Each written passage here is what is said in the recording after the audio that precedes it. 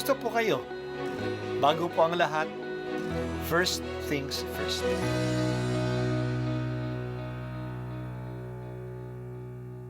Good morning po. Sinisimulan po natin ngayon ang first things first. At dito po, tinatalakay natin sa unang bahagi ng umaga natin ay ang first readings na binabasa po sa banal na misa. Ito pong tinatalakay natin kasi madalas po kasi marami na tayong alam tungkol sa gospel readings. Pero konti po ang nagsasalita sa first readings.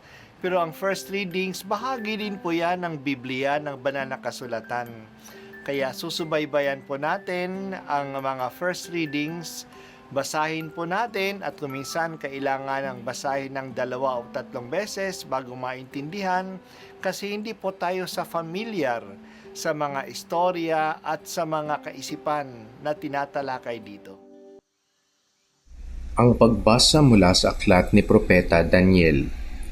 Akong si Daniel ay nabagabag sa pangitaing yaon, kaya't nilapitan ko ang isang naroon at tinanong tungkol sa mga bagay na aking nasaksihan at ipinaliwanag naman niya sa akin. Ang sabi niya, ang 4 na hayop ay 4 na haring lilitaw sa daigdig, ngunit ang mga banal ng kataas-taasang Diyos ang bibigyan ng karapatang mamahala magpakailanman. Sabik na sabik akong malaman ang kahulugan ng ika-4 na halimaw dahil sa malaking kaibahan nito sa 3 at sa nakatatakot nitong anyo. Bakal ang mga ngipin at tanso ang mga panga. Dinudurog nito sa kanilululon ang lahat ng abutan at tinatapakan ang matira. Nananabik din akong malaman ang ibig sabihin ng 10 sungay at ang kahulugan noong isang sungay na tumubo at ikinabunot ng 3. Ibig ko ring malaman ang kahulugan ng mata nito at ng bibig na pawang kapalaluan ang sinasabi at kung bakit ang sungay na ito'y mas malaki kaysa iba. Samantalang ako'y nakatingin, nakita kong dinigma nito at nilupig ng sungay ang mga lingkod ng Diyos. Pagkatapos, dumating ang nabubuhay magpakailanman at nagbibigay ng hatol sa panig ng mga lingkod ng Diyos. Dumating ang araw para ibigay sa bayan ng Diyos ang pamamahala sa kaharian. Ganito ang sinabi niya sa akin. Ang ika-4 na hayop ay ika-4 na kahariang babangon sa daigdig. Kaiba ito sa lahat ng kaharian, pagkat masasakop nito ang sandaigdigan, yuyurakan at iiwang luray-luray. Ang 10 sungay ay kumakatawan sa 10 hari. Sa gitna nila'y mayroong isang sisilang. Iba ito sa karamihan at sa kanyang pagtayo. 3 hari ang mabubuwal. Magsasalita siya laban sa kataas-taasan at pahihirapan niya ang mga hirang ng Diyos. Kung maaari, babaguhin ang kautusan at ang mga gawaing panrelihiyon.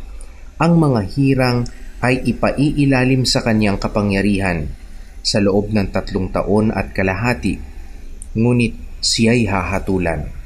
Kukunin sa kanya ang kaharian at dudurugin siya ng lubusan. Ang kaharian, pati ang karangalan ay ibibigay sa mga hirang na kataas-taasan. Sila ang maghahari magpakailanman at maglilingkod sa kanila ang lahat ng kaharian. Ang salita ng Diyos. Salamat sa Diyos. Patuloy ang pagsasalarawan ng huling halimaw na lumabas mula sa dagat. Ito ang pinakamalakas sa lahat. Puno ng kapalaluan ang sinasabi nito.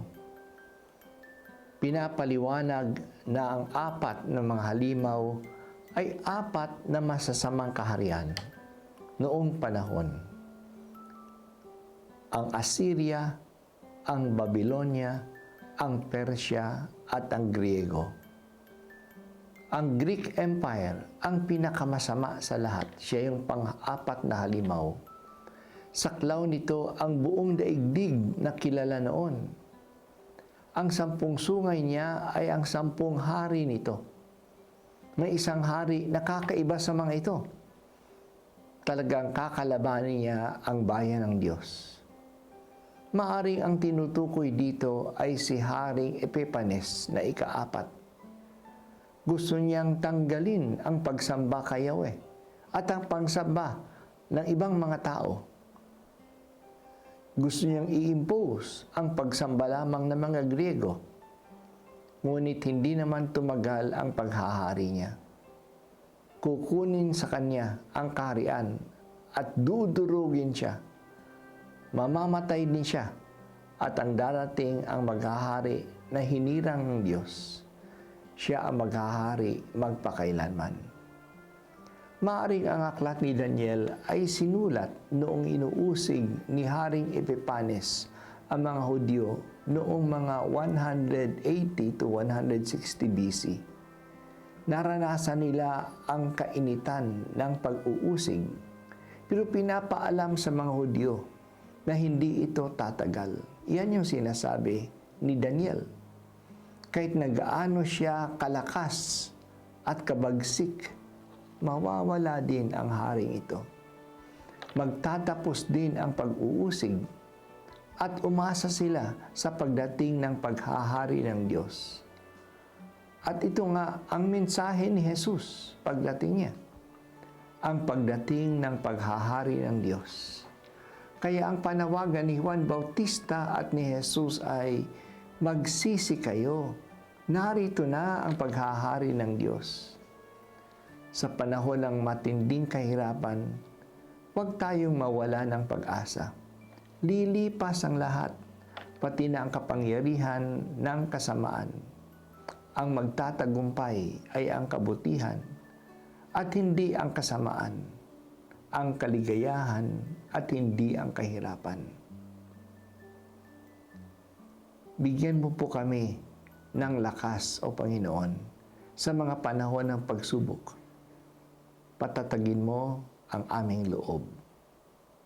Ito po ang unang pagbasa at ako po ay si Bishop Broderick Pabilio dito sa First Things First.